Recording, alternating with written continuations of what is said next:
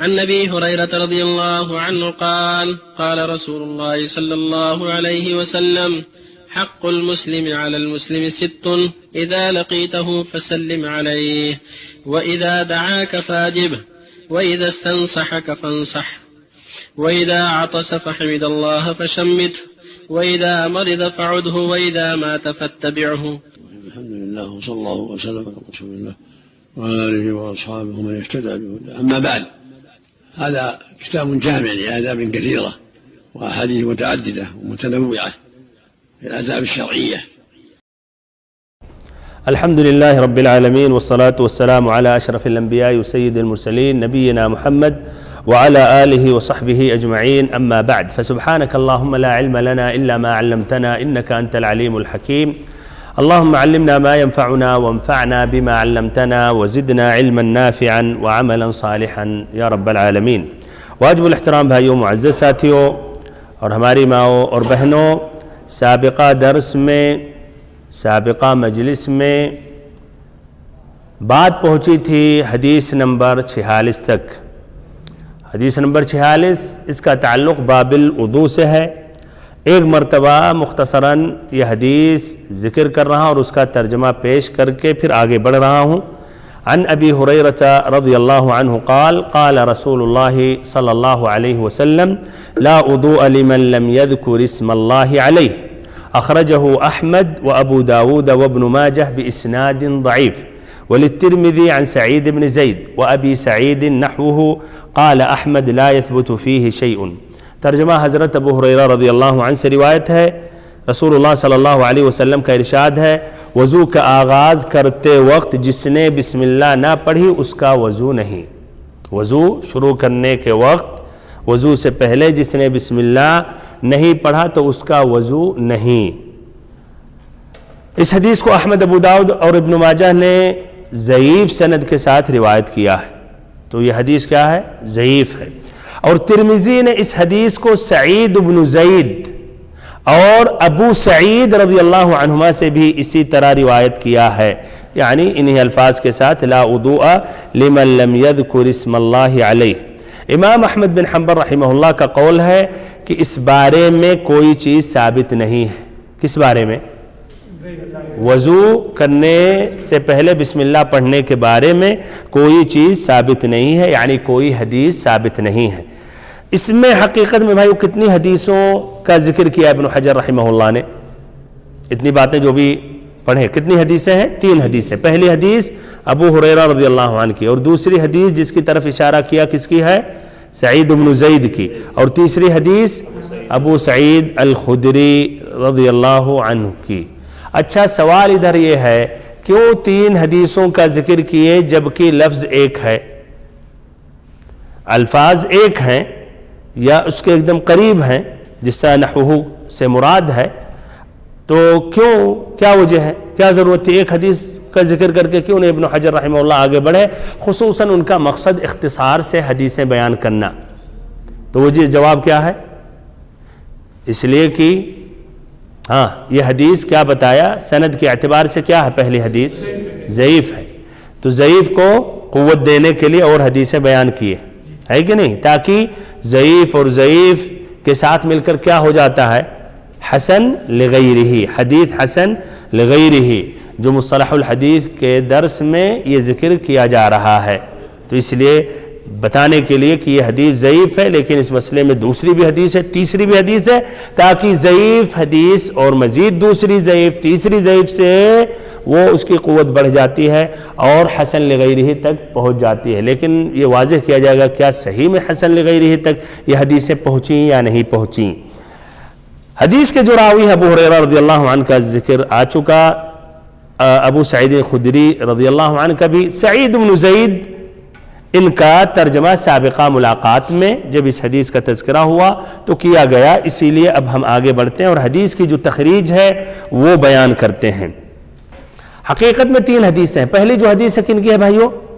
پہلی حدیث کن کی ہے؟ ابو ہریرہ رضی اللہ عنہ کی. تو ابو ہریرہ رضی اللہ عنہ کی حدیث کی تخریج کی ہے امام احمد بن حنبل رحمہ اللہ نے، جس طرح کی واضح ہو رہا ہے. تفصیلاً یہ ہے، مجلد 15 پیج نمبر 243, حدیث نمبر 9418. اور ایسے ہی کس نے تخریج کی ہے؟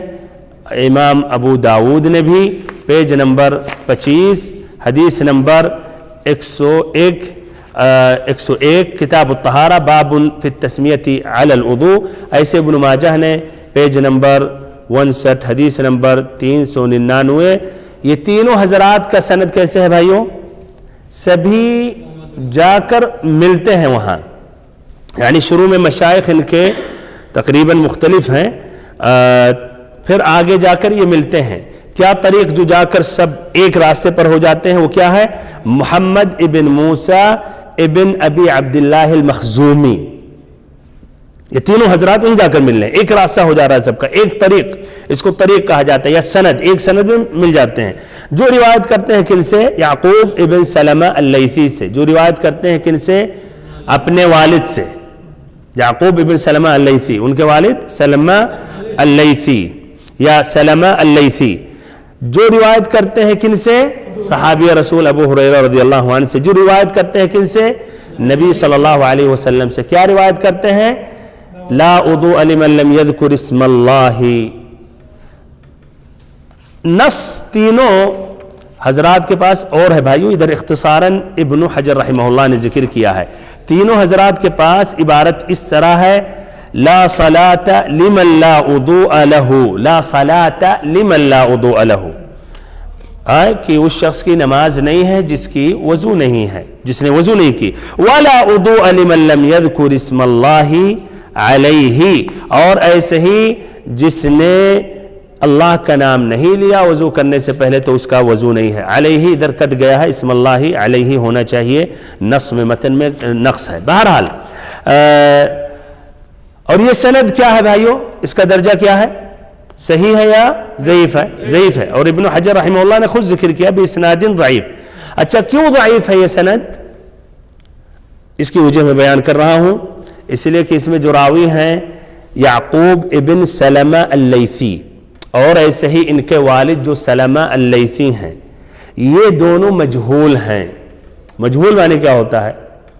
اپنے آپ جیسے لاپتہ, غیر معروف ہے.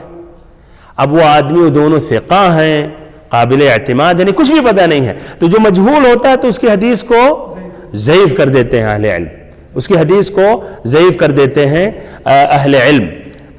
اس لیے مجہول ہے, پتہ نہیں ہے. احتیاط حدیث کے لیے, نبی صلی اللہ علیہ وسلم کی حدیثوں کے لیے احتیاط کرتے ہوئے. اور پھر ایسے ہی کیا یعقوب بن سلمہ نے اپنے والد سلمہ سے سنا, یا ایسے ہی سلمہ نے ان سے اوپر جو ہے کون ہے ابو ہریرہ سے سنا؟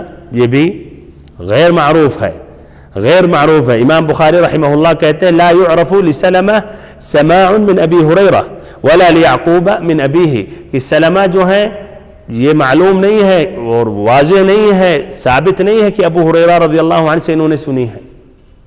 اب جب نہیں سنی ہے تو کیا ممکن ہے بیچ میں اور کوئی واسطہ ہو؟ اور یہ راوی اللہ عالم مجہول ہو سکتا, کذاب ہو سکتا, ضعیف ہو سکتا. تو یہ پھر اہل علم کیا بھائیو رد کر دیتے ہیں. کیوں؟ یعنی اس لیے حدیث کے بارے میں اطمینان ہو کہ یہ نبی صلی اللہ علیہ وسلم سے ثابت ہے تو اس کو رد کر دیتے ہیں اور اس کو کہیں گے حدیث ضعیف ہے. ایسے ہی کہتے ہیں یہ بھی نہیں معروف ہے کہ یعقوب بن سلمہ نے اپنے والد سے سنا.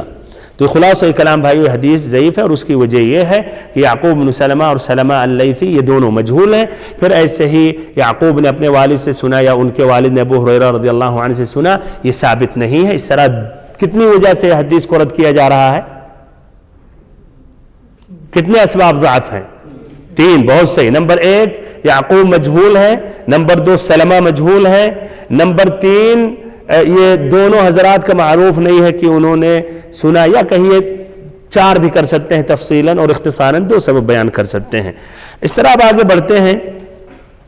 اور ابھی میں نے ذکر کیا کہ ابن حجر رحمہ اللہ نے اور حدیثیں بیان کی, یعنی حدیث اور طریقوں سے اور اسانید سے مروی ہیں, اور وہ بھی اسانید بھائیو وہ ضعیف ہیں. یہ بات یہ اور بھی جو حدیثیں ہیں وہ بھی ضعیف ہیں. تو اس حدیث کے کئی شواہد ہیں. شاہد کس کو کہا جاتا ہے؟ یعنی کوئی اور صحابی سے مروی ہو اسی معنی مطلب میں. تو اس حدیث کے کئی شواہد ہیں, کئی شاہد ہیں, کئی شاہد ہیں. اور ابن حجر رحمہ اللہ نے کتنا شاہد بیان کیا اس حدیث کا؟ ابو ہریرہ رضی اللہ عنہ کی حدیث کا کتنا شاہد بیان کیا؟ 2. ایک پہلا کیا ہے؟ ابو سعید بن زید سے، اور دوسرا ابو سعید الخدری رضی اللہ عنہ سے. تو جو الشاہد ذکر کیا پہلا شاہد سعید بن زید، وہ اب بیان کرتے ہیں، اس حدیث کی تخریج کرتے ہیں. تو یہ سعید بن زید رضی اللہ عنہ کی حدیث ابن حجر رحمہ اللہ نے خود کہا، کس نے روایت کی ہے؟ الترمذی نے. انہوں نے کہا وللترمذی عن سعید بن زید و ابی سعید نحوہ. تو الترمذی نے روایت کی ہے، پیج نمبر 8 حدیث نمبر 25، کتاب الطہارہ، باب ما جاء فی التسمیۃ عند الوضوء، من طریق. ان کا اسناد ایسے ہے بھائیو، دیکھیے ابو ثفال المری روایت کرتے ہیں، کن سے؟ ابو ثفال المری سے. جو روایت کن سے کرتے ہیں؟ رباح ابن عبد الرحمن ابن ابی سفیان ابن حویطب، جو روایت کرتے ہیں اپنے عن جدتہ،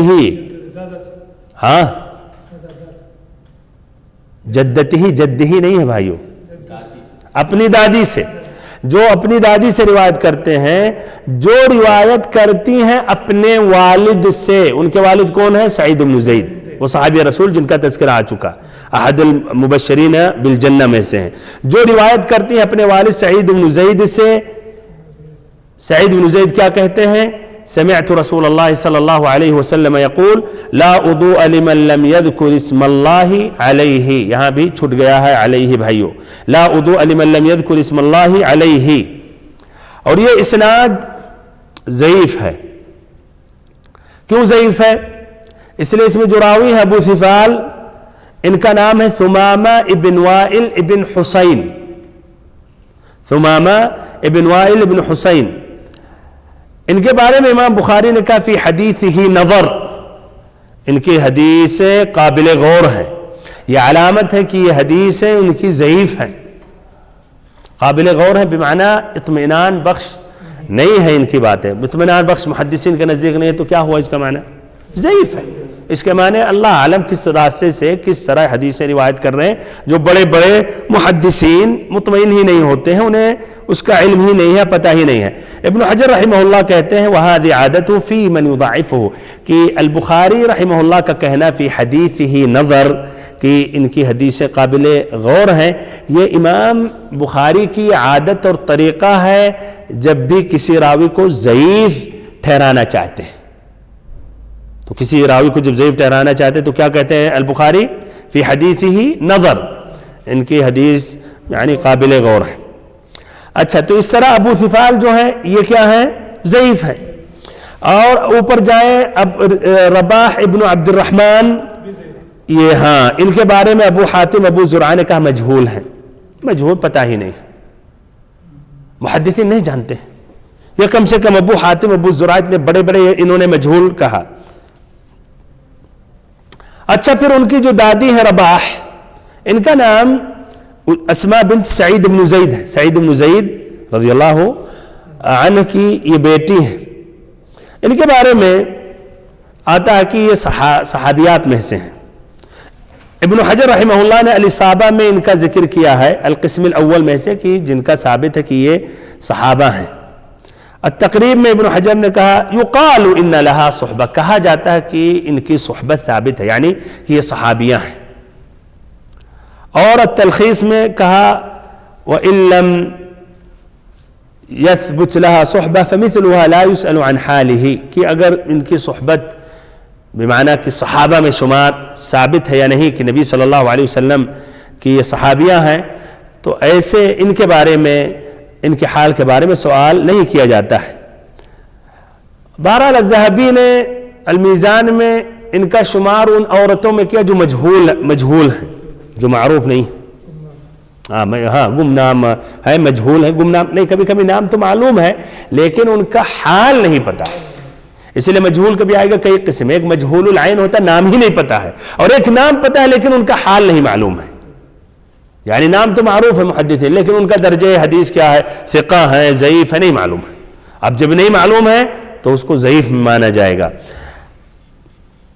بہرحال ترمذی رحمہ اللہ حدیث روایت کرنے کے بعد کہتے ہیں، البخاری رحمہ اللہ کا قول نقل کرتے ہوئے، احسن شیء فی ھذا الباب حدیث رباح بن عبد الرحمن رباح ابن عبد الرحمن کی سب سے احسن بہتر چیز یعنی جو حدیث ہے اس باب میں، باب کون سے باب میں؟ ہاں کس باب میں؟ بسم اللہ کہنے میں، وضو کرنے سے پہلے بسم اللہ کہنے کے بارے میں یہ سب سے بہتر حدیث ہے. کیا بھائیو سب سے بہتر ہے یعنی حدیث صحیح، یعنی امام بخاری اس کو صحیح کہہ رہے ہیں؟ ہاں سب سے بہتر ہے، صحیح بھی ہو سکتا ہے. یعنی جتنی حدیثیں مروی ہیں وضو کرنے سے پہلے بسم اللہ پڑھنے کے متعلق اس میں سب سے بہتر ہے، لیکن وہ ضعیف بھی ہو سکتا ہے. یہ بہت ضروری ہے یہ عبارت سمجھنا. احسن شیء فی ھذا الباب، اس باب میں یعنی بسم اللہ کہنے میں وضو سے پہلے یہ سب سے بہتر ہے. تو سب سے بہتر مقارنہ جو ہو رہا ہے ان تمام حدیثوں میں، اور ممکن ہے تمام حدیثیں ضعیف ہیں اور اس میں ایک کم درجے کی کم تر ضعیف یہ حدیث ہے، لیکن اس کا معنی یہ نہیں ہے کہ وہ صحیح ہے، کوئی ضروری نہیں ہے. اور عموماً یہ بھی ہو سکتا ہے کہ یہ صحیح ہے اور یہ بھی ہو سکتا ہے کہ اس موضوع میں سب سے بہتر ہے. تو المہم یہ عبارت سے یہ نہ سمجھا جائے کہ اس کے معنی ابن حجر یا امام بخاری رحمہ اللہ اس حدیث کو صحیح قرار دے رہے ہیں. اچھا تیسری حدیث بھائیو، وہ کن کی حدیث ہے؟ کون سے صحابی رسول کی؟ ابو سعید الخدری رضی اللہ عنہ کی. ان کی روایت کس نے کی ہے؟ ابن حجر رحمہ اللہ نے بتا دیا شروع ہی میں. کس نے کی ہے؟ الترمذی نے. انہوں نے کہہ دیا تھا نا والترمذی عن سعید بن زید وابی سعید نحوہ، تو الترمذی نے روایت کی ہے. الترمذی نے کہاں روایت کی ہے؟ یاد رہے السنن میں نہیں، فی العلل الکبیر میں. اگرچہ ابن حجر نے اس کو واضح نہیں کیا، ان کی کتاب جو مشہور السنن ہے اس میں حدیث نہیں ملے گی آپ کو. دوسری ایک کتاب ہے العلل کی، علل الحدیث جس میں بیان کرتے ہیں. تو یہ اس میں انہوں نے روایت کی ہے مجلد 1 پیج نمبر 33 حدیث نمبر 18. اور ایسے ہی ان کے علاوہ بھائیوں مزید اضافہ یہ کیا جا رہا ہے کہ کنہوں نے یہ حدیث روایت کی ہے؟ ابن ماجہ نے روایت کی ہے پیج نمبر 59 حدیث نمبر 397 کتاب الطہارہ وسننھا باب ما جاء فی التسمیۃ فی الوضوء. ایسے ہی کنہوں نے روایت کی ہے؟ امام احمد نے مجلد 17 پیج نمبر 465 حدیث نمبر 11372. یہ مزید اضافہ کے لیے بھی بیان کر دیا گیا. یہ تمام حضرات کن سے روایت کر رہے ہیں؟ ہاں یہ سبھی کے سب جا کر اس اسناد پر مل جا رہے ہیں. یہ آپ کو ادھر یہ بتایا جا رہا ہے جو اسناد پر جا کے مل رہے ہیں. تو یہ سبھی حضرات روایت کر رہے ہیں کثیر بن زیاد سے، یا آگے جا کر کثیر بن زیاد سے مل جا رہے ہیں. جو روایت کر رہے ہیں کن سے؟ ربیح ابن عبد الرحمن ابن ابی سعید، جو روایت کر رہے ہیں اپنے والد سے. ان کے والد کا کیا نام؟ عبد الرحمن ابن ابی سعید الخدری. جو روایت کر رہے ہیں اپنے دادا سے. ان کے دادا کون ہیں؟ صحابی رسول ابو سعید الخدری رضی اللہ عنہ کہتے ہیں قال رسول اللہ صلی اللہ علیہ وسلم لا وضوء لمن لم يذكر اسم اللہ علیہ. وہی الفاظ بھائیو تینوں صحابہ سے مروی ہے، یاد رہے تینوں صحابہ کا وہی لفظ ہے، ابو ہریرہ، سعید بن زید، ابو سعید الخدری. یہ اسناد کے بارے میں کیا رہا؟ یہ حدیث صحیح ہے؟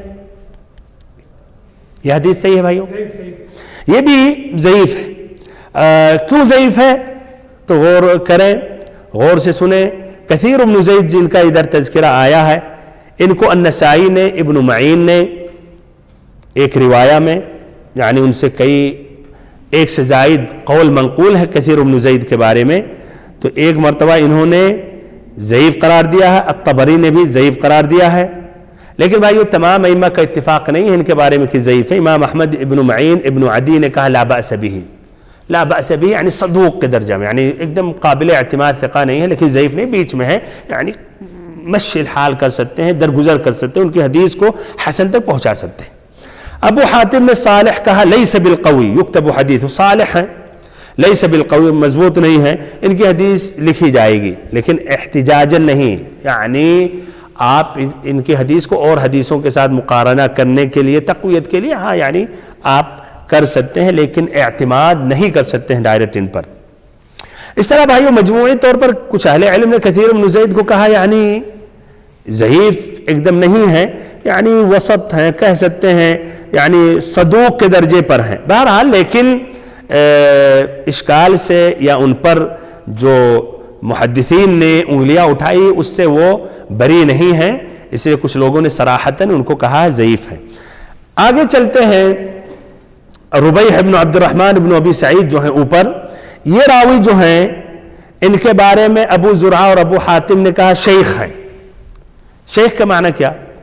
یہ آج کل کا شیخ نہیں بھائیوں، کہ شیخ ہے تو اچھی تعریف نہیں، شیخ جیسے رجل آدمی، یہ تعریف ہے، قابل تعریف نہیں۔ آدمی کیا، آدمی کا کیا معنی ہے یار؟ سبھی آدمی ہیں، سب مشترک ہیں، تو یہ اس میں توثیق نہیں ہے، ہاں توثیق نہیں ہے۔ اور ایسے ہی جب ابن ابی حاتم کہتے ہیں اگر راوی کے بارے میں شیخ کہا جائے تو یہ تیسرے رتبے پر ہیں جن کی حدیث لکھی جاتی ہے اور غور و فکر کیا جاتا ہے، یعنی قابل احتجاج نہیں ہے۔ تو شیخ یعنی جیسے رجل، یعنی یہ توثیق کا لفظ نہیں ہے۔ اگرچہ ابن عدی نے کہا ارجو انہ لا بأس بہ، امام احمد بن حنبل نے کہا ربیح رجل لیس بالمعروف، کہ یہ ربیح جو ہے غیر معروف ہے، یعنی کیا ہے؟ مجہول، غیر معروف یعنی مجہول ہیں۔ اور الترمذی رحمہ اللہ نے امام بخاری سے نقل کیا منکر الحدیث،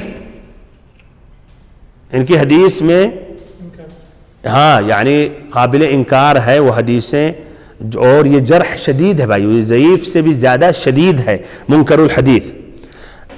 اچھا بہرحال تو اس طرح بھائیو ان کے بارے میں اس سند بھی بھائیو حقیقت میں اسباب ضعف سے خالی نہیں ہے، اس میں اس طرح کیا ہے کہ کلام ہے۔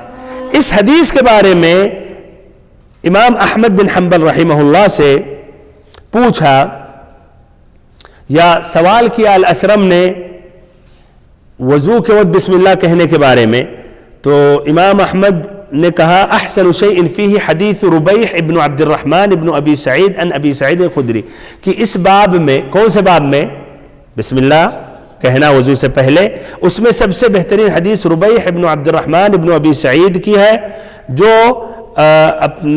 روایت کرتے ہیں، یعنی اپنے والد سے جو روایت کرتے ہیں، کن سے؟ ابو سعید خدری سے۔ اور سابقہ جو حدیث تھی اس کے بارے میں کس نے کہا تھا سب سے بہتر ہے؟ امام بخاری۔ اس حدیث کے بارے میں امام احمد کہہ رہے ہیں۔ المہم پوری حدیثیں ضعیف ہیں، لیکن یہ ہے کہ امام احمد کے نزدیک یہ زیادہ بہتر ہے، اور امام بخاری کے نزدیک سابقہ حدیث زیادہ بہتر ہے۔ اور یہ بات واضح رہے کہ یہ کہنا کہ اس حدیث میں سب سے بہتر ہے کوئی ضروری نہیں ہے کہ وہ صحیح ہو، بلکہ یہ بھی مراد ہوتا ہے ضعیف ہے، لیکن وہ کم ضعیف ہے مثلا اور حدیثوں سے، اور یہ بات امام نووی رحمہ اللہ نے یہ بات کہی ہے۔ بہرحال بھائی اور محترم ساتھیو، اب اس کے بعد یہ بھی بیان کروں کہ اس باب میں یا اس موضوع میں یا اس مسئلے میں، کون سے مسئلے میں؟ وضو کرنے سے پہلے بسم اللہ پڑھنے کے متعلق اور بھی حدیثیں آئی ہیں، لیکن اس میں بھی مقال ہیں، اس میں بھی کلام ہیں۔ تو کیا رہا ہے مجموعی طور پر کئی جب حدیثیں ہیں ضعیف ہیں، خاصتاً ابھی اس سے پہلے والے حدیث میں وہ روات کے بارے میں جو کلام آیا، جیسے ربیح ابن عبد الرحمن، کثیر بن زید، یعنی اتنا بھی ضعیف نہیں ہے، کچھ اہل علم نے ان کی امور کو یعنی آگے بڑھا دیا ہے کہ یعنی لا بأس بہ ہے۔ کسی نے ثقہ بھی کہا، جیسے ابن حبان نے ربیح کے بارے میں یا اپنی کتاب ثقات میں روایت کی ہے۔ تو کیا رائے ہے مجموعی اعتبار سے حدیث میں کیا مل کے ایک قوت حاصل ہو کر اس حدیث کو ہم کہہ سکتے ہیں حسن لغیرہ، اور اس طرح ہم اس پر اعتماد کر سکتے ہیں یا اس مسئلے کو اب لے سکتے ہیں اور کہہ سکتے ہیں کہ وضو سے پہلے بسم اللہ کا کہنا لازمی ہے؟ اچھا، یا چھوڑیں کہ لازمی کہنا بسم اللہ، کم سے کم استحباب کی مستحب ہے، اتنا کہہ سکتے ہیں؟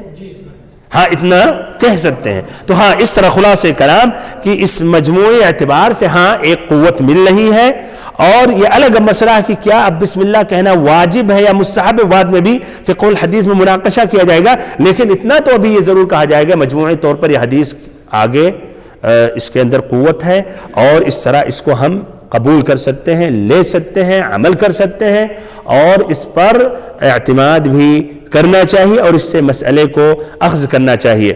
المنذری رحمہ اللہ کہتے ہیں وَلَا شَكَّ أَنَّ الْأَحَادِيثَ الَّتِي وَرَدَتْ فِي التَّسْمِيَةِ وَإِنْ كَانَ لَا يَسْلَمُ شَيْءٌ مِّنْهَا مِنْ مَقَالٍ فَإِنَّهَا تَتَعَاضَدُ بِكَثْرَةِ طُرُقِهَا وَتَكْتَسِبُ قُوَّةً، کہ لا شک حدیثیں جو التسمیہ بسم اللہ کہنے میں آتی ہیں، کوئی بھی حدیث ایک دم صحیح سلامت تو نہیں ہے مقال سے، مقال ضرور ہے اس میں، لیکن اس کے اتنے طرق ہیں جس سے ایک دوسرے سے سپورٹ مل جائے گا اور ایک قوت مل رہی ہے، آپس میں ایک دوسرے سے کیا سپورٹ ملتے ہوئے ایک قوت مل رہی. ایسے ابن حجر رحمہ اللہ نے بھی کہا والظاہر ان مجموع الاحادیث یحدث منها قوہ، ظاہر یہی ہے کہ یہ مجموع احادیث پر نظر دوڑانے سے اس میں کیا ایک قوت ملتی ہے، تدل علی ان له اصلا، اس بات کی دلالت کرتی ہے کہ اس مسئلے میں ایک کوئی اصل موجود ہے، یعنی یہ ثابت ہے مسئلہ. ایسے ابن کثیر رحمہ اللہ نے کہا یہ حدیث حسن ہے یا صحیح ہے، اس لیے کہ کئی طریقوں سے مروی ہے، یشد بعضها بعضا فهو حدیث حسن او صحیح. ایسے ابن القیم رحمہ اللہ نے کہا احادیث التسمیہ عند الوضوء احادیث حسان، وضو کرنے سے پہلے بسم اللہ پڑھنا یہ حدیث حسان ہے، حسن کے درجے پر. تو بھائیو یہ حدیث حقیقت میں وہ مثال ہیں جو مصطلح الحدیث میں الحسن لغیرہ جو پڑھایا جاتا ہے اس کے لیے ایک بہترین مثال ہے. آگے اب بڑھتے ہیں اور یہ ذکر کرتے ہیں بھائیو، حدیث میں ہے لا وضوء لمن لم يذكر اسم اللہ علیہ، لا وضوء. ہاں ادھر ٹھہرتے ہیں، حدیث کی عبارت دیکھیں کیا ہے، لا وضوء. لا وضوء کا ترجمہ کیا ہے کہ وضو نہیں ہے، لا وضوء، وضو نہیں ہے.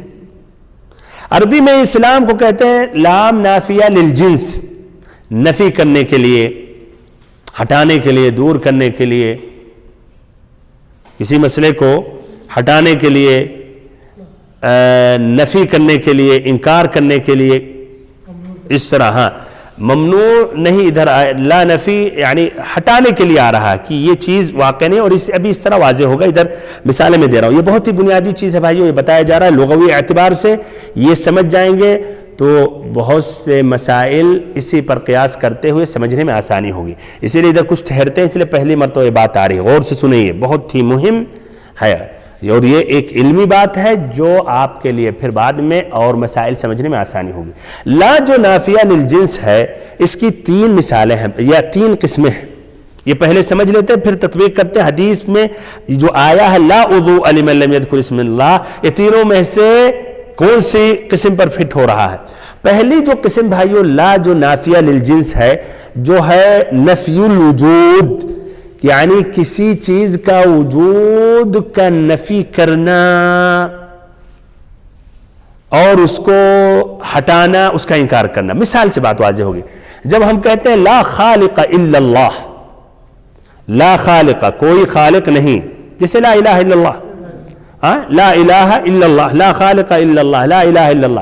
لا خالق، یہ جو آپ لا خالق کیا کر رہے ہیں، انکار کر رہے ہیں نا، نفی کر رہے ہیں. یہ پورے وجود یعنی پورے وجود میں مکمل طور کوئی بھی خالق ہے ہی نہیں، یا الہ برحق نہیں ہے. ویسے الہ تو ہے، جس کی عبادت کی جائے تو بہت ہے، لیکن الہ برحق نہیں ہے. تو یہ جو بھائیو لا جو ہے نافیہ یا للجنس ہے، تو اس سے جو ہم نے نفی کیا وہ کیا نفی کیا، وجود کا، یعنی کوئی بھی خالق نہیں ہے اللہ تعالیٰ کے سوا، تو کوئی کا امکان ہے ہی نہیں، کوئی خالق یا لا الہ برحق نہیں ہے. تو آپ نے وجود کو کلیتاً سب کا آپ نے نفی کر دیا، انکار کر دیا. اچھا بھائیو، اور دوسری قسم جو لا النافیہ کا جو ہے وہ ہے نفی الصحہ، یعنی نفی الصحہ سے مراد کیا کہ وہ چیز صحیح نہیں ہوئی، مقبول نہیں ہوئی، اگرچہ وہ فعل آدمی نے کیا. اس کی مثال دیکھیں کیا ہے نفی الصحہ، جیسے لا صلاۃ بغیر وضو، اسی حدیث کے شروع میں آیا لا صلاۃ بغیر وضو، کہ بغیر وضو کیے ہوئے نماز نہیں ہے. بغیر وضو کیے ہوئے نماز یعنی صحیح نہیں ہے. اس میں نفی الوجود نہیں کر سکتے، اس لیے ممکن ہے ایک آدمی بغیر وضو نماز پڑھے تو نماز اس نے تو پڑھا، یہ موجود ہے، ایسا ہوا، لیکن شرعی اعتبار سے یہ صحیح نہیں ہے.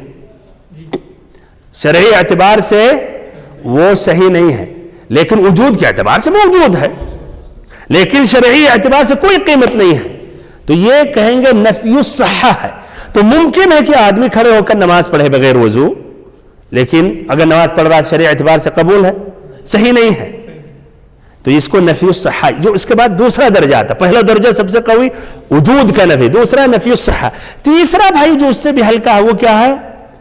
نفی الکمال۔ نفی الکمال، اس کی مثال لا صلاة بحضرت طعام ولا وهو يدافعه الاخبثان، کہ اگر کھانا تیار ہے تو کھانا موجود ہونے کے وقت نماز، لفظی ترجمہ ہے نماز درست نہیں ہے، نماز نہیں ہے، ہاں نماز نہیں ہے بھائیو، ادھر نماز نہیں۔ اگر کسی نے پڑھ لیا، کھانا تیار ہو، بھوکا تھا اور کھانا آ گیا اور دسترخوان، تب بھی اسے کہا پہلے میں نماز پڑھ لیتا ہوں، حدیث کی اس نے بظاہر مخالفت کی یا نہیں کی؟ اچھا مخالفت کی، لیکن نماز اس کی صحیح ہے نہیں؟ نماز صحیح ہے۔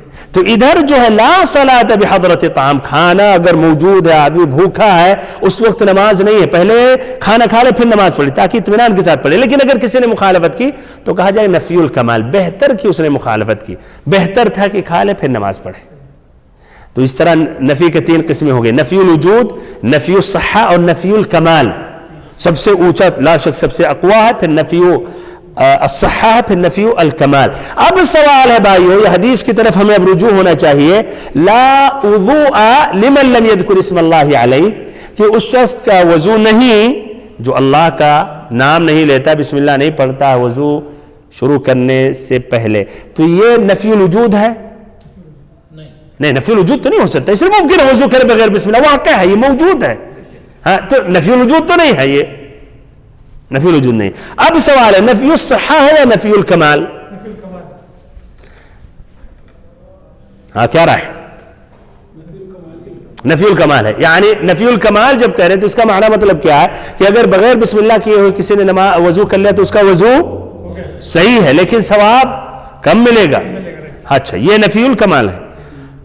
اور اگر کہا جائے نفی الصحہ تو اگر بغیر بسم اللہ کیے ہوئے اس نے وضو کیا تو اس کا وضو نہیں ہوگا وضو، بہت صحیح۔ اب سوال یہ ہے یہ نفی الکمال ہے یا نفی الصحہ؟ قاعدہ کے اعتبار سے الاصل بھائیو نفی الصحہ ہوتا ہے یا نفی الکمال؟ الاصل اگر آپ بغیر اس کی تفصیل میں اور حدیثوں پر اور آیات پر غور و فکر کریں تو نفی الصحہ کے لیے لا النفی آتا ہے یا نفی الکمال؟ الاصل نفی الصحہ کے لیے، بالکل الاصل یہی معنی متبادر ہوتا ہے۔ زیادہ ظاہر معنی کیا ہوتا ہے؟ نفی الصحہ کے لیے۔ اس لیے الاصل قاعدہ یہی ہے کہ النفی جو آتا ہے کسی چیز کا جب نفی کیا جاتا ہے اس کو ہٹایا جاتا ہے، انکار کیا جاتا ہے تو وہ صحہ کے لیے ہوتا ہے، حقیقت چیز کو ہٹائی جاتی ہے۔ تو لا صلاۃ جس طرح ہم نے کہا لا صلاۃ لمن لا وضوء له، لا صلاۃ بغیر وضو، بغیر وضو کے نماز نہیں ہے، تو آپ نے کہا کہ وضو کیے بغیر نماز پڑھے گا تو اس کا وضو اس کی نماز قبول نہیں ہے۔ تو ایسے یہاں بھی الاصل یہی ہونا چاہیے لا وضوء لمن لم يذكر اسم اللہ علیہ، جس نے بسم اللہ نہیں پڑھا تو اس کا وضو نہیں ہونا چاہیے۔ اس لیے جو نفی آتا ہے وہ حقیقت کے لیے، وہ حقیقت کو نفی کرتا ہے، حقیقت کو وہ سمجھیے دور کرتا ہے یا اس کو انکار کرتا ہے یا اس کو ہٹاتا ہے، سمجھ رہے؟ یہ الاصل ہے۔ لیکن بھائیو اور محترم ساتھیو، آسانی کے لیے اکثر اہل علم نے لا ادھر جو لا وضوء لمن لم يذكر اسم اللہ علیہ انہوں نے نفی الکمال پر محمول کیا ہے یا نفی الصحہ؟ نفی الکمال۔ اب اگر نفی الکمال پر محمول کیا تو کیوں کیا؟ الاصل نفی الصحہ ہونا چاہیے، تو کیوں نفی الکمال پہ محمول کیا؟ کیا دلیل ہے جس نے الاصل جو ہے نفی الصحہ سے نفی الکمال پہ انہوں نے محمول کیا؟ کیا وجہ ہے؟ نہیں اس کا نہیں، وہ الگ موضوع ہے۔ ہاں وضو سے قریب رہیں، وضو کی اور حدیثوں پر غور و فکر کریں یا وضو کے متعلق اور جو باتیں آئی ہیں، جو آیتوں کا ذکر آیا نہیں تو کیوں آپ اس کو نفی الکمال پہ اس کو لے رہے ہیں یا محمول کر رہے ہیں؟ ہاں اچھا علماء کیوں؟ لا شک وہی اب سوال ہے، تو کیوں علماء نے ایسے کہا؟ لا شک علماء منمانی تھوڑی کرتے ہیں کہ ذہن میں آ گیا خلاص یہ نفی الکمال ہے، ایک ان کے پاس بھی ادلہ براہین اس کے بنا پر، تو کیوں بہت صحیح ماشاءاللہ. نمبر 1 اس لیے کہا وہ حدیثوں میں اتنی قوت پاور نہیں ہے, صحیح حدیث سے نہیں ہے, اسی لیے ہم جب صحیح نہیں ہے تو اس کو ہم نفی الصحہ نہیں پہنچا سکتے. کیا رائے ہے؟ زبردست. اس لیے وہ حدیثیں ہاں اگرچہ مجموع حسن لغیری, لیکن تب بھی یعنی جس سے امام احمد نے کہا لا یثبت فیہ شیء, اس مسئلے میں کوئی بھی صحیح حدیث نہیں مروی ہے. تو اس طرح یہ ایک سبب بنا جس سے انہوں نے محمول کیا نفی الکمال پر کہ اس موضوع میں جو حدیثیں ہیں وہ ضعیف ہیں. اور بھی بھائیو کیا ہے, جنہوں نے نبی صلی اللہ علیہ وسلم کا وضو کا طریقہ نقل کیا تو کیا رہا ہے بھائیو, اور ادھر شروع سے باب الوضو میں علی رضی اللہ عنہ کی حدیث گزری, عثمان رضی اللہ عنہ کی حدیث گزری, عبداللہ ابن زید رضی اللہ عنہ کی حدیث گزری, اور بھی حدیثیں گزری. کبھی آیا کہ شروع میں کسی صحابی نے کہا نبی صلی اللہ علیہ وسلم نے بسم اللہ پڑھا پھر ہاتھ دھلا آپ نے, پھر مثلا کلی کی الی آخرہ نہیں ذکر کیا. ہاں تو یہ تو کہا کہ اس لیے جنہوں نے نبی صلی اللہ علیہ وسلم کا وضو کا طریقہ نقل کیا کسی نے بھی یہ نہیں ذکر کیا کہ نبی صلی اللہ علیہ وسلم نے شروع میں بسم اللہ پڑھا. کیا رہا ہے, یہ بھی قوت ہے. اسی لیے ابھی اس حدیث سے لا کو نفی الصحہ کر دیں, جس کی وجہ سے معنی مطلب یہ ہے کہ ہر وہ مسلمان جو بغیر بسم اللہ کے وضو کر رہا اس کا وضو فاسد ہے, اور اس کے معنی مطلب نماز پڑھ رہا نماز بھی باطل ہے, تو یہ خطرناک ہے. اسی لیے کہتے ہیں نہیں نفی الکمال. ہاں اپنے آپ کو اس نے خیر سے ثواب سے محروم کیا, لیکن وضو اس کا صحیح ہے. تو یہ بھائیو یہ بہت مہم بات تھی. لا وضوء کے متعلق لا النافیہ للجنس, نفی للوجود, نفی الصحہ, نفی الکمال. اور اس حدیث میں لا وضوء کیا ہے, نفی کیا ہے, نفی الکمال کے لیے ہے. آگے بڑھتے ہیں. لا صلاۃ لمن لم یذکر اسم اللہ. اسم اللہ سے مراد کیا, یعنی بسم اللہ کہنا, یعنی بسم اللہ کہنا. بسم اللہ کی جگہ پہ کوئی اور اس نے کہا تو کافی ہے بھائیو, جیسے کہہ دے اعوذ باللہ, لا حول ولا قوت الا باللہ, اور وضو شروع کر دے, یا استغفر اللہ نہیں. ہاں تو کوئی دوسرا جملہ, کوئی دوسرا ذکر اس جگہ پر قائم نہیں ہو سکتا ہے اور وہ قبول نہیں ہو سکتا ہے. اور یہ جگہ کب بسم اللہ آدمی کہے, بندہ کب بسم اللہ کہے, بہت صحیح, نیت کرنے کے بعد, نیت دل سے ہے, پھر بالکل شروع کرنے سے پہلے, اگر ہاتھوں کو دھلا اس سے پہلے. اور کیا رہا ہے, صرف بسم اللہ کہے یا بسم اللہ الرحمن الرحیم,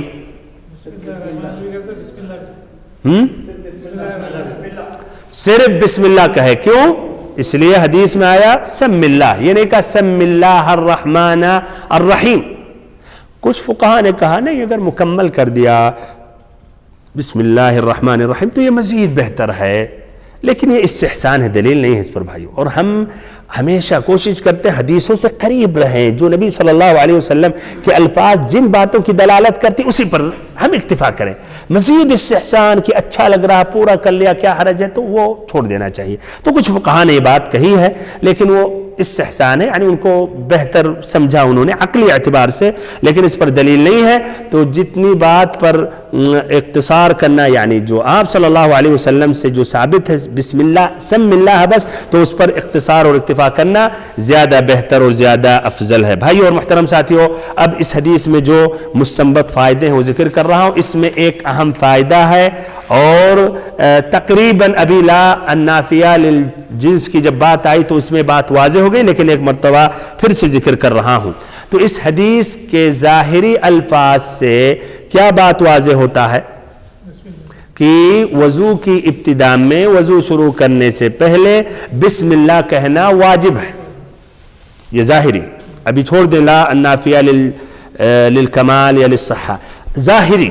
اگر اور تفصیل میں ہم نہیں جائیں اور گہرائی میں نہیں جائیں اور حدیثوں سے ہم اس حدیث کو سمجھنا مؤخر کر دیں, تو اس حدیث پر اگر ہم غور و فکر کریں تو اس حدیث کے ظاہری الفاظ سے کیا بات واضح ہوتی ہے بھائیو, کہ بسم اللہ کہنا واجب ہے. اور لا وضوء, لا جو النفی ہے, الاصل لا النفی جو آتا ہے وہ نفی الصحہ کے لیے آتا ہے, یعنی لا وضوء صحیح لمن لم یذکر اسم اللہ علیہ, کہ کوئی بھی وضو صحیح نہیں ہے جس نے بسم اللہ الرحمن الرحیم یا اگر بسم اللہ نہیں پڑھا گیا. یہ الاصل ہے. یہ کن کا قول ہے بھائیو؟ الظاہریہ کا. امام احمد سے ایک قول یہ مروی ہے، ایسے ہی اسحاق ابن راہویہ سے یہ مروی ہے، لیکن ان کے اندر پھر اختلاف ہے کہ کیا نسیان سے بھول کی وجہ سے معاف ہے یا نہیں، یہ الگ ایک مسئلہ ہے. جنہوں نے اب کہہ دیا واجب ہے، بھول گیا کوئی تو اس میں کسی نے کہا نہیں کوئی مشکل نہیں، بھول گیا تو درگزر کرتے ہیں. اچھا، تو یہ پہلا قول ہے کہ یہ واجب ہے. دوسرا قول کیا ہے کہ بسم اللہ کہنا شروع وضو میں، وضو کرنے سے پہلے، یہ مسنون ہے.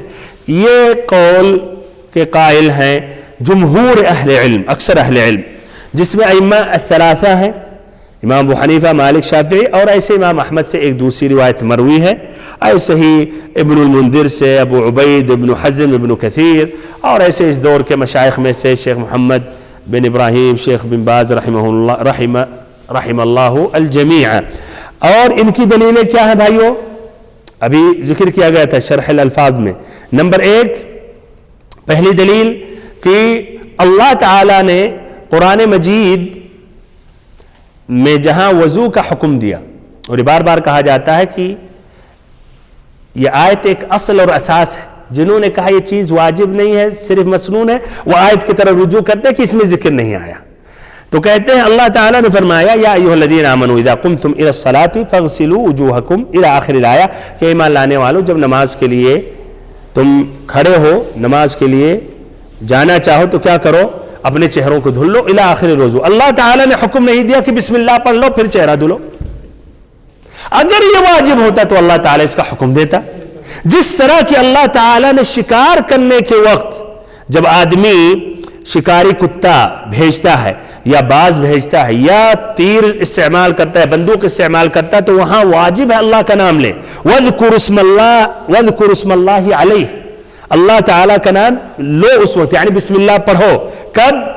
جب وہ شکاری کتا یا باز بھیج رہا آدمی شکار کرنے کے لیے، اور اس پر اللہ کے نام کا ذکر کر لیا کرو. واجب ہے وَاذْكُرُ اسْمَ اللَّهِ عَلَيْهِ. تو اگر کسی شکار نے بسم اللہ نہیں کیا اور یہ شکاری کتا نے یا باز نے یا تیر سے وہ جانور مر گیا یا اس کی موت واقع ہو گئی تو حرام ہو گیا. سمجھ رہے؟ اس لیے اللہ تعالیٰ نے کہا مر گیا، مرنے سے پہلے ذبح کر دیا تو پھر وہ حلال ہو جائے گا. اچھا، ایسے ہی اللہ تعالیٰ نے فرمایا فَاذْكُرُ اسْمَ اللَّهِ عَلَيْهَا صَوَافٍ. یہ اونٹ کے ذبح کرنے کے وقت کی ایک کھڑا کر کے ذبح کرنا چاہیے، ہے کہ نہیں، اور ایک پیر کو باندھ دینا چاہیے. تو ادھر بھی اللہ تعالیٰ نے کیا کہا؟ پس انہیں کھڑا کے ان پر اللہ کا نام لو. تو اللہ تعالیٰ نے وہاں ذکر کیا، تو وضو میں اگر واجب ہوتا تو یہاں بھی اللہ تعالیٰ ذکر کرتا. کہہ رہا ہے قوی دلیل ہے. دوسری دلیل ان کی یہ ہے کہ رفاعہ ابن رافع کی حدیث ہے، اس میں وہ آدمی وہ جو مسجد میں آیا جلدی سے اس نے نماز پڑھی، آپ نے کہا کہ جاؤ نماز پڑھو، تم نے نماز ہی نہیں پڑھی. ایک روایات کے الفاظ یہ ہیں جس طرح ابو داؤد نے روایت کی، حدیث نمبر 862، اس میں آپ صلی اللہ علیہ وسلم نے اس شخص سے کہا فَتَوَضَّأْ كَمَا أَمَرَكَ اللَّهُ جَلَّ عَزَّ وَجَلَّ، کہ تم وضو کرو اس طرح جس طرح کہ اللہ نے تمہیں حکم دیا. اللہ نے جو حکم دیا آیت میں آیا، بسم اللہ کا ذکر نہیں آیا ہے کہ نہیں. تو اس طرح کہتے ہیں بسم اللہ واجب نہیں ہے. ایسے ہی نمبر 3 اس کا ذکر ابھی آیا کہ صحابہ کرام جنہوں نے نبی صلی اللہ علیہ وسلم کا وضو کا طریقہ نقل کیا، نہیں آتا ہے کہ انہوں نے کہا کہ شروع میں آپ صلی اللہ علیہ وسلم نے بسم اللہ پڑھا. اگر یہ بسم اللہ کہنا واجب ہوتا تو ضرور آپ صلی اللہ علیہ وسلم بسم اللہ پڑھتے، واضح رہتا، پھر صحابہ کرام نقل کرتے. یہ قول بھائیو اب کیا ہے؟ زیادہ صحیح اور راجح ہے کہ بسم اللہ شروع پڑھنا کیا ہے؟ مسنون ہے. لیکن یہ بھائیو تاکید کے ساتھ ہمیں پڑھنا چاہیے اور قصداً ترک نہیں کرنا چاہیے. اس کا معنی مطلب نہیں کہ مسنون ہے تو چھوڑنا چاہیے، نہیں، اس کا معنی اس کا مزید اہتمام کرنا چاہیے. لیکن اگر بھول گیا، چھوٹ گیا، کبھی ذہن کہیں اور بزی تھا اور وضو شروع کر دی لیکن نیت کر کے، تو الحمدللہ اس کا وضو صحیح ہے. امام احمد بن حنبل رحمہ اللہ سے امام ابو داؤد نے سوال کیا التسمیۃ فی الوضوء، وضو کے وقت بسم اللہ کہنا، اس کے بارے میں یعنی آپ کی کیا رائے ہے؟ تو کہا ارجو اللہ یکون علیہ شیء، کہ جس نے نہیں پڑھا امید کرتا ہوں یعنی کچھ بھی مشکل نہیں ہے اور وہ مثلا گناہ کا مستحق نہیں ہے. ولا يعجبني ان يتركه خطأ ولا عمدا، لیکن ہم پسند نہیں کرتے ہیں کہ کوئی بھول کے یا قصدن چھوڑے، یعنی ضرور بسم اللہ پڑھے. ولیس فیہ اسناد، اور اس میں کوئی اسناد نہیں ہے، یعنی صحیح حدیث نہیں ہے اس مسئلے میں. اور جنہوں نے کہا کہ یہ واجب ہے بسم اللہ، تو ان کا کیسے جواب دیا جائے گا؟ جنہوں نے کہا واجب، ان کی دلیل کیا ہے؟ جنہوں نے کہا بسم اللہ پڑھنا واجب ہے، ان کی دلیل کیا ہے؟ لا وضوء لمن لم يذكر اسم اللہ علیہ، کہ جس نے بسم اللہ نہیں پڑھا تو اس کا وضو صحیح نہیں ہے. اور یہاں لا جو ہے الاصل نفی للصحہ، تو ان کا جواب اس طرح دیا جائے گا. پہلی بات یہ حدیث ضعیف ہے، اور چلیے مان لیتے ہیں وہ حدیث مجموعی طور پر کیا حسن لغیری ہی ہے.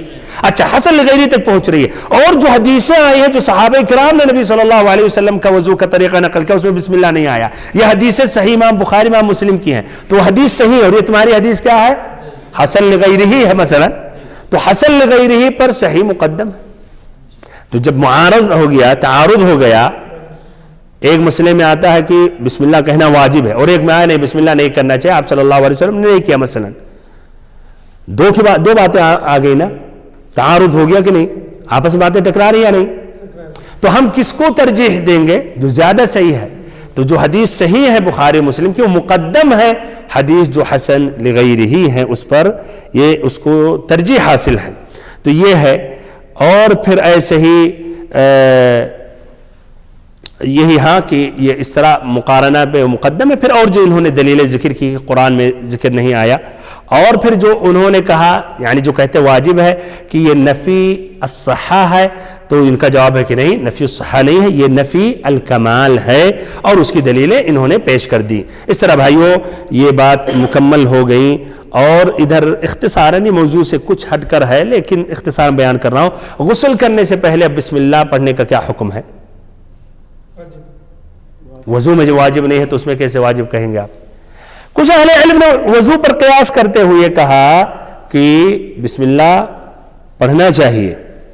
لیکن بھائی صحیح جو مسئلہ کہ قیاس کرنا عبادات پر، وہ صحیح اور درست نہیں ہے. کہ اگر کوئی مسئلہ وضو میں ثابت ہے تو قیاس کریں غسل میں، تیمم پر، یعنی عبادات کے اندر قیاس کرنا کہتے ہیں درست نہیں ہے. لیکن تسمیہ بسم اللہ کہنا اور جو عموم حدیثیں ہیں اس اعتبار سے یعنی بہتر ہے. لیکن اس کو یہ قیاس کریں وضو پر، یہ قیاس کرنا صحیح نہیں. اچھا تیمم سے پہلے بسم اللہ کہنا،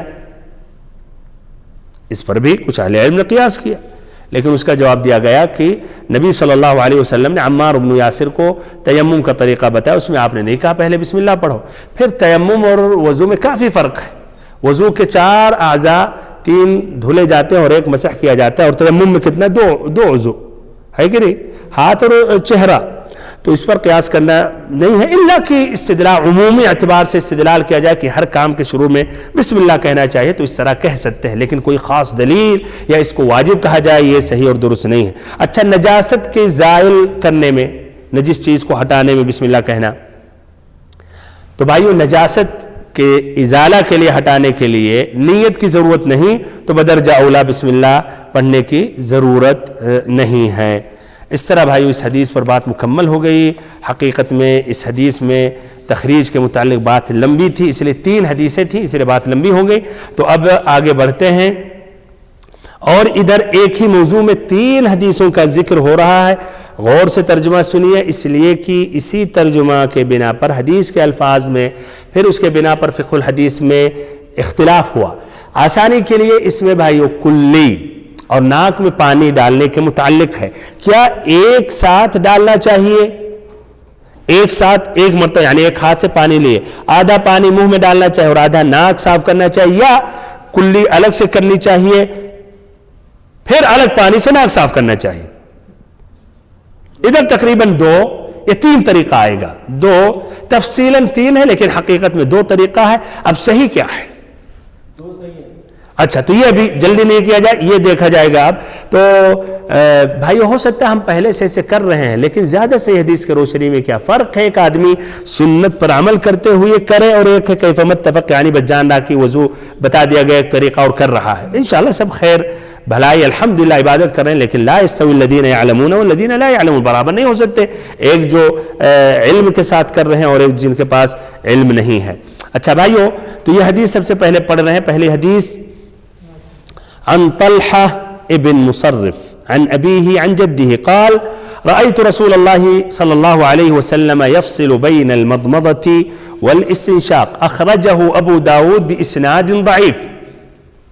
اچھا دوسری حدیث عن علی رضی اللہ عنہ في صفة الوضوء ثم تمضمض صلى الله عليه وسلم واستنثر ثلاثة يمضمض وينثر من الكف الذي يأخذ منه الماء أخرجه أبو داود والنسائي. تیسری حدیث عن عبد الله بن زيد في صفة الوضوء ثم أدخل صلى الله عليه وسلم يده فمضمض واستنشق من كف واحدة يفعل ذلك ثلاثا متفق عليه. میں زور سے بول رہا ہوں متفق علیہ، اس لیے ترجیح کے وقت ظاہر بات ہے متفق علیہ مقدم ہے، یہ ذہن میں رکھتے رہیے.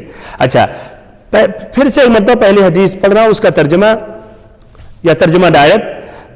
طلحہ ابن مصرف اپنے باپ سے، وہ اپنے دادا سے روایت کرتے ہیں کہ میں نے رسول اللہ صلی اللہ علیہ وسلم کو بچشمے خود یعنی اپنے آنکھوں سے دیکھا کہ آپ کلی اور ناک صاف کرنے کے لیے الگ الگ پانی لیتے تھے.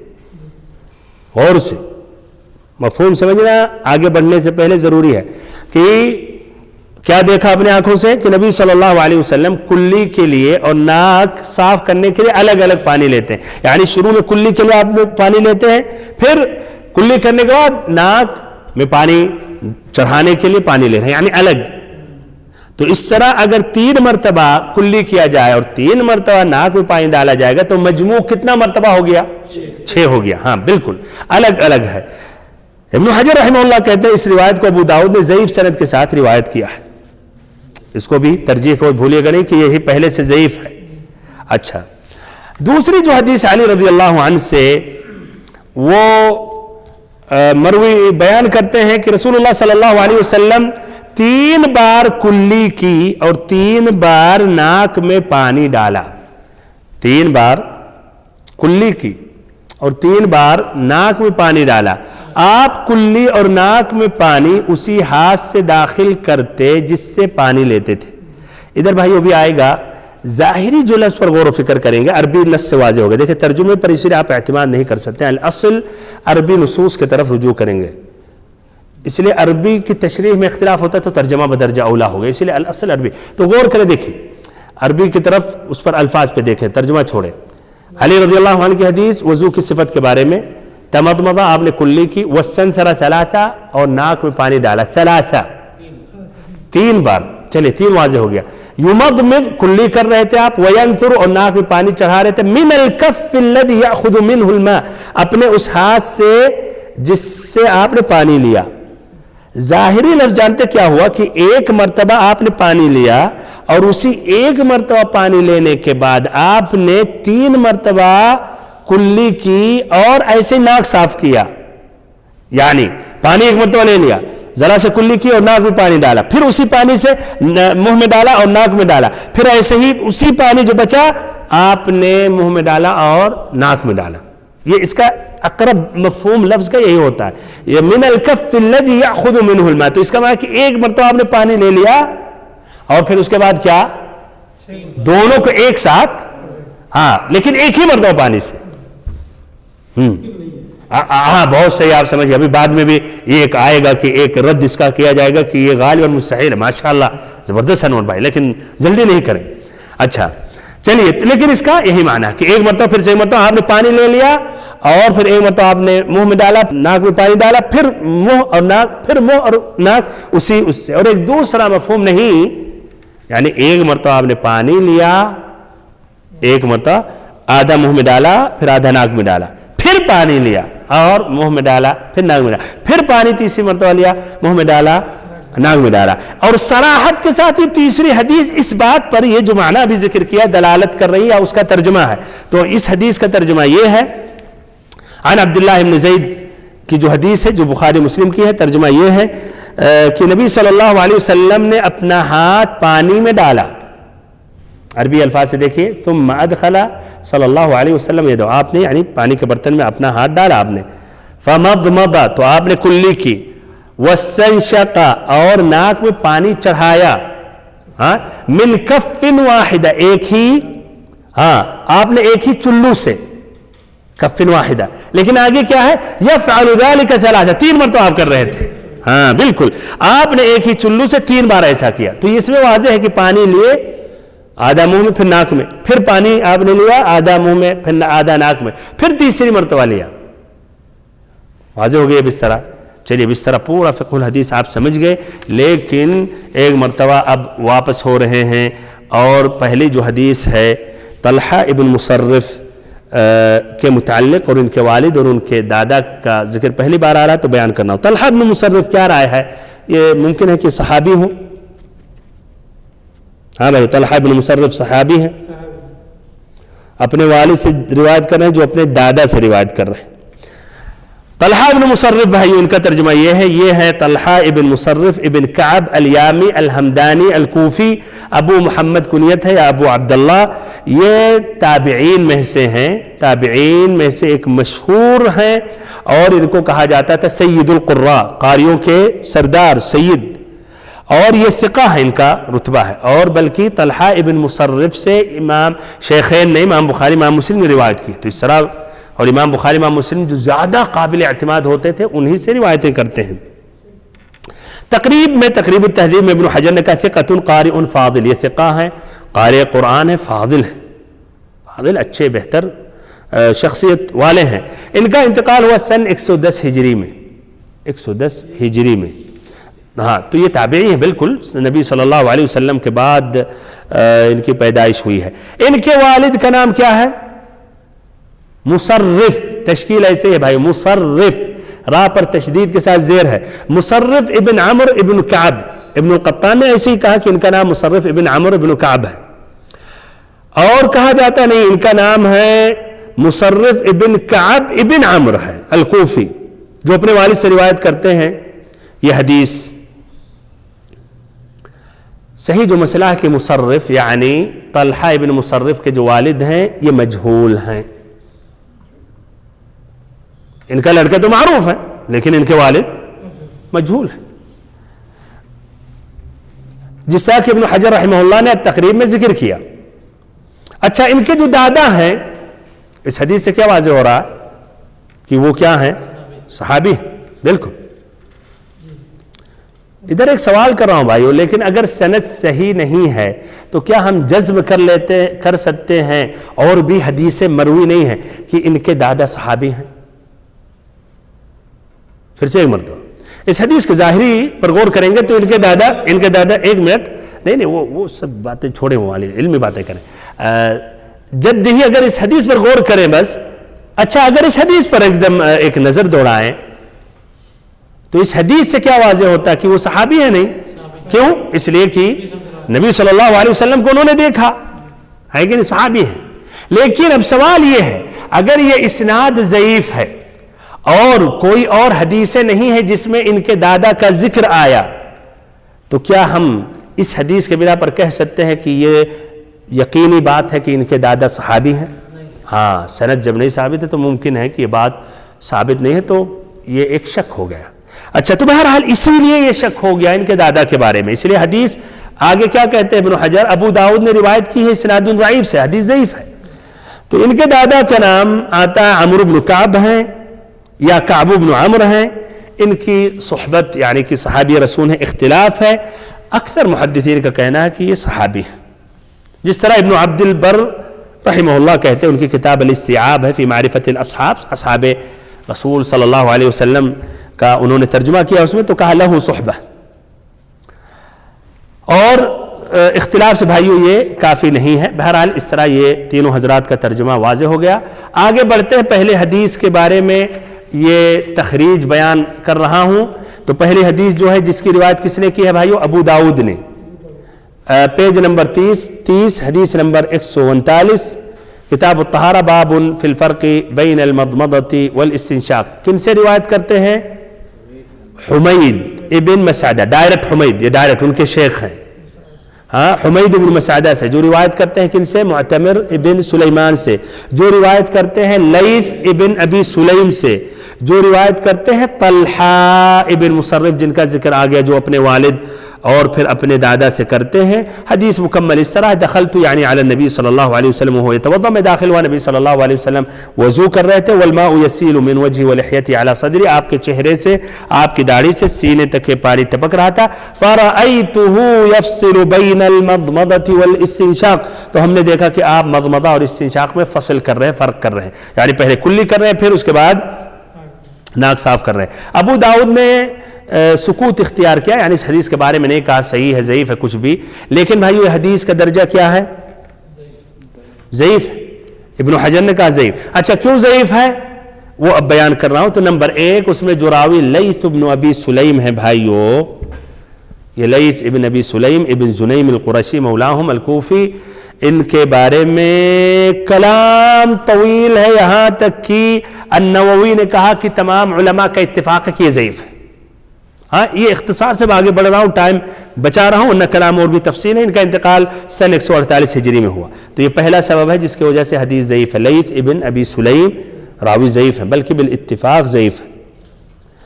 دوسرا بھائیو وجہ کیا ہے؟ طلحہ ابن مصرف. طلحہ ابن مصرف تو ثقہ ہے کہ نہیں، لیکن ان کے نام میں، ان کے والد کے متعلق ان کے دادا میں بھی اختلاف ہے. تو طلحہ ابن مصرف کے بارے میں آتا ہے کہ رجل من الانصار ہے، ایک ہے کہ طلحہ ابن مصرف ہیں. یہ اتنا بڑا مسئلہ نہیں ہے، لیکن ان سے زیادہ مسئلہ ان کے دادا کے بارے میں، وہ صحابی ہیں یا نہیں، یہ بھی اختلاف ہے. پھر اس سے بھی بڑی بات کیا ہے کہ ان کے والد مصرف مجہول ہیں. تو اس طرح یہ حدیث ضعیف ہے. تو خلاصہ کلام حدیث ضعیف ہے، جس طرح کہ ابن حجر رحمہ اللہ نے کہا. اچھا یہ دوسری حدیث کی تخریج جو علی رضی اللہ عنہ کی حدیث ہے بھائیو، جس کا ترجمہ واضح کر دیا گیا، جس کا ظاہری مفہوم بتایا گیا کہ ایک ہی مرتبہ آپ نے پانی لیا اور اسی سے آپ نے ایک ساتھ کلی اور ناک صاف کیا 3 مرتبہ.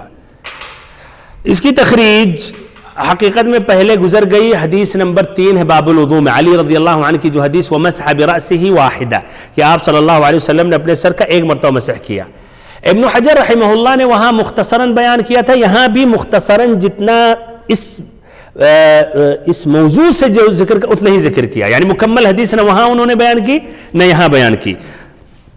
تو وہ اس وقت بات گزر گئی کہ ابو داؤد نے روایت کی ہے پیج نمبر 26 سے 111 حدیث نمبر، اور نسائی نے بھی پیج نمبر 12 حدیث نمبر 92 ابو عوانہ سے من طریق ابو عوانہ جو خالد بن علقمہ سے روایت کرتے ہیں، جو عبد خیر سے، جو علی رضی اللہ عنہ سے روایت کرتے ہیں، جس میں آتا ہے کہ انہوں نے نماز پڑھی پھر اس کے بعد انہوں نے پانی مانگا.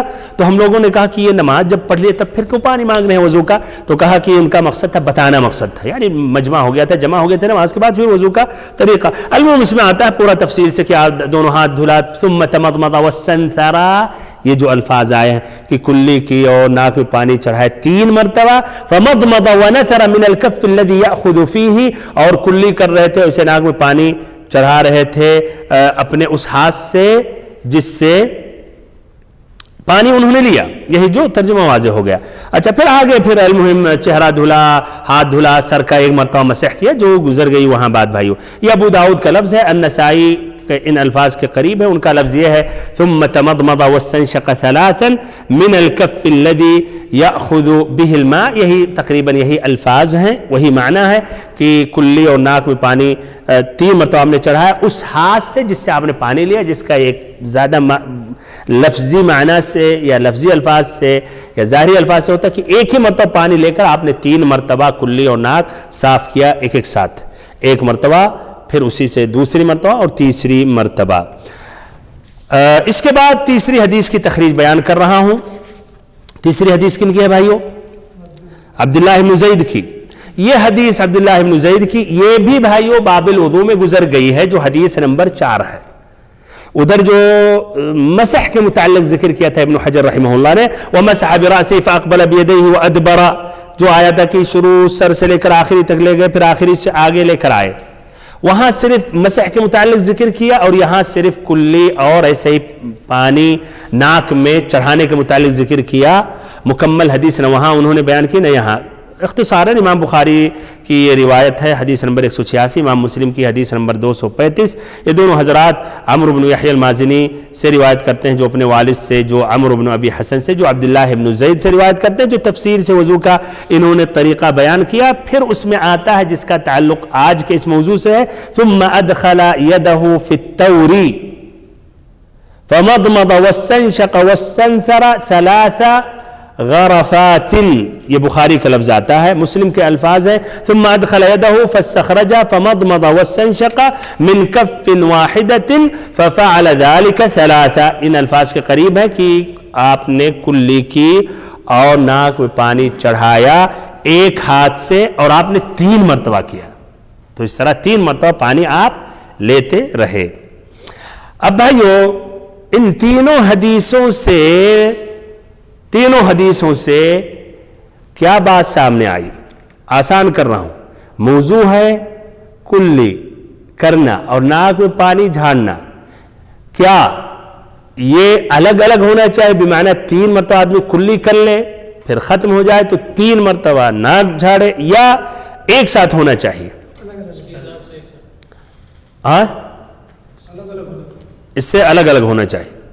اچھا، آسانی کے لیے اور روز بچاتے ہوئے اب یہ ذکر کیا جا رہا ہے، 3 حدیثیں ہیں، تینوں حدیثوں پر غور و فکر کریں گے تو 3 طریقہ آپ کے سامنے آ رہا ہے۔ پہلی حدیث کا طریقہ کیا ہے کہ آپ 3 مرتبہ کلی کریں اور 3 مرتبہ ناک میں پانی چڑھائیں، یہ پہلا طریقہ، الگ الگ مستقل، کلی مستقل 3 مرتبہ اور ناک میں پانی چڑھانا مستقل 3 مرتبہ۔ یہ پہلی حدیث اس بات کی دلالت کرتی ہے کہ نہیں؟ اچھا، دوسرا طریقہ ہے جو دوسری حدیث سے، وہ کیا ہے کہ 1 مرتبہ آپ پانی لے لیں اور پھر اس کے بعد منہ میں پانی ڈالیں اور ناک میں، پھر اسی پانی سے جو بچائے رکھیں منہ میں ڈالیں اور ناک میں، پھر اسی پانی کو باقی رکھے رہیں منہ میں ڈالیں اور ناک میں، یہ دوسرا طریقہ ہے۔ تیسرا طریقہ جو تیسری حدیث سے، وہ کیا ہے کہ آپ 3 مرتبہ پانی لیں، 3 مرتبہ ہاتھ سے پانی لیں اور ہر مرتبہ سے 1 مرتبہ آدھا منہ میں ڈالیں اور تیسری مرتبہ ناک میں ڈالیں، پھر پانی لیں منہ میں ڈالیں آدھا ناک میں، پھر پانی لیں تیسری مرتبہ اور آدھا منہ میں ڈالیں آدھا ناک میں۔ تینوں طریقوں میں سے کون سا طریقہ صحیح ہے؟ پہلا والا صحیح ہے۔ اچھا، پہلا والا صحیح ہے۔ آگے کیا ہے حدیث کے بارے میں؟ بِإِسْنَادٍ ضعیف، وہ حدیث ضعیف ہے تو کیسے کہہ رہا ہوں بہتر ہے؟ تیسرا والا صحیح، کیوں؟ اس لیے بخاری اور مسلم کی ہے۔ اچھا بھائیو، چلیے اب تفصیلاً بیان کر رہا ہوں۔ پہلا جو طریقہ ذکر آیا کہ کلی الگ کیا جائے 3 مرتبہ اور پھر ایسے ہی ناک الگ سے صاف کیا جائے، الگ الگ پانی لیا جائے، اس طرح بھائیو 6 مرتبہ ہو جائے گا۔ اس میں لا شک مزید صفائی ستھرائی اور مزید اس میں وضو آدمی مکمل کر رہا ہے۔ اور اس قول کی دلیل کیا ہے؟ طلحہ ابن مصرف رحمہ اللہ کی یہ حدیث، لیکن یہ حدیث ضعیف ہے، حدیث ضعیف ہے، تو اس طرح ہم استدلال نہیں کر سکتے ہیں۔ لیکن بھائیو اس معنی مطلب میں اور بھی حدیثیں آتی ہیں، وہ حدیثیں ذکر کر رہا ہوں۔ ان حدیث میں سے علی اور عثمان رضی اللہ عنہما سے مروی ہے کہ ان دونوں حضرات نے کلی مستقل انہوں نے کی، پھر ایسے ہی ناک میں پانی چڑھایا استنشاق الگ سے، پھر آخری میں انہوں نے کہا کذا رأینا رسول اللہ صلی اللہ علیہ وسلم توضا، ہم نے ایسے ہی نبی صلی اللہ علیہ وسلم کو وضو کرتے ہوئے دیکھا۔ اس کی روایت ابو علی ابن السکن نے کی ہے اور ضیاء المقدسی نے، علی ابن الجعد نے۔ ایسے ہی ان کی اور بھی ایک حدیث ہے، تیسری حدیث، وہ حدیث ہے جو روایت کی ابو داود نے، حدیث نمبر 108، عثمان ابن عبد الرحمن التیمی سے، کہتے ہیں ابن ابی ملیکہ سے سوال کیا گیا وضو کے بارے میں، تو انہوں نے کہا ہم نے عثمان ابن عفان کو دیکھا، ان سے سوال کیا گیا وضو کے بارے میں، تو انہوں نے وضو کا پانی کا برتن منگایا اور اس کے بعد انہوں نے داہنے ہاتھ کو دھلا، پھر پانی میں انہوں نے ہاتھ ڈالا، پھر 3 مرتبہ انہوں نے کلی کی، وَسَنْثَرَ ثَلَاثًا، اور 3 مرتبہ استنثار ناک میں انہوں نے پانی چڑھایا۔ اس سے واضح ہو رہا الگ الگ، تو ان کی یہ دلیل ہے اس حدیث سے، یہ تیسری حدیث سے کہ مستقل انہوں نے پانی لی۔ تو پہلا جو قول ہے بھائیو الگ کلی اور الگ ناک صاف کرنا، یہ حدیث ضعیف ہے، لیکن اس مسئلے میں اور بھی حدیثیں ہیں۔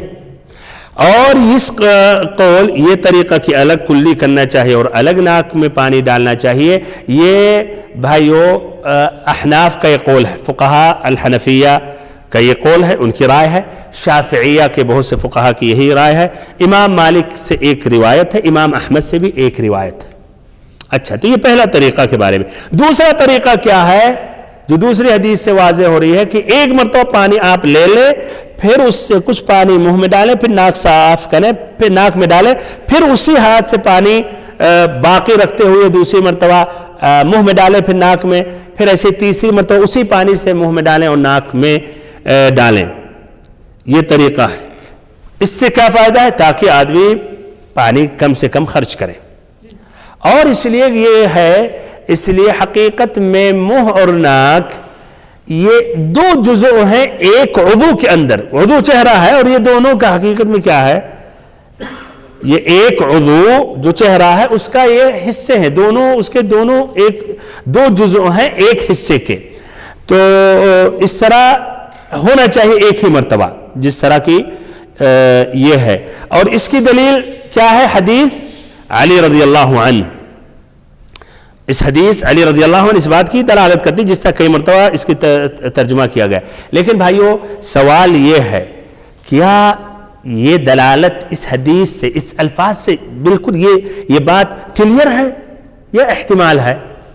احتمال ہے، یعنی ایک دم واضح نہیں. ممکن ہے من الکف الذی یاخذ منہ الماء، کہ آپ اپنے اس ہاتھ سے جو پانی لے رہے ہیں یعنی ایک مرتبہ کے لیے آیا اور پھر اس کو آپ نے تکرار کیا. اور نمبر دو، یہ غیر ممکن ہے کہ ایک مرتبہ پانی میں اتنا باقی رہے کہ آپ منہ میں ڈالیں، ناک میں، پھر منہ میں ڈالیں، پھر ناک میں، پھر منہ میں ڈالیں، ناک میں.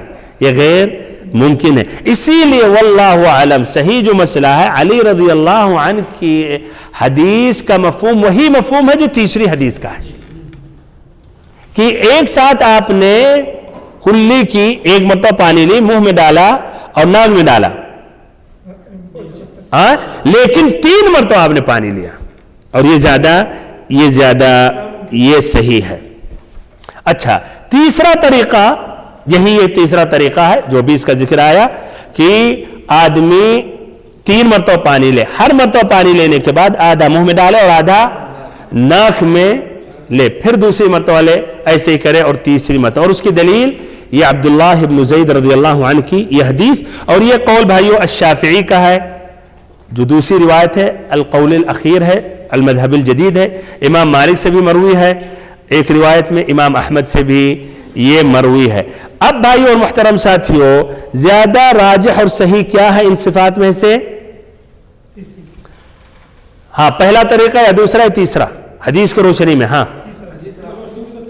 تیسرا ہے بالکل. اور اگر حدیث کے روشنی میں ہے تو ہمیں بھی اس پر عمل کرنا چاہے. الاصل قاعدہ اللہ کی کہا جائے، اس کی بھی دلیلیں ہیں تو الگ بات ہو گئی. الاصل ہاں. تو بھائی زیادہ جو راجح ہیں کہ تیسرا، کہ کلی اور ناک ایک ساتھ ایک ہی مرتبہ میں کرنا چاہیے اور 3 مرتبہ پانی لینا چاہیے. النووی رحمہ اللہ کہتے ہیں وَأَمَّا الْفَصْلُ فَلَمْ يَثْبُتْ فِيهِ حَدِيثٌ أَصْلًا وَإِنَّمَا جَاءَ فِيهِ حَدِيثُ طَلْحَةُ بْنُ مُصَرِّفُ وَهُوَ ضَعِيفٌ، کہ فصل کرنا، فرق کرنا، الگ سے منہ میں پانی ڈالنا، الگ سے پھر ناک میں لینا، اس میں کوئی حدیث ثابت نہیں ہے.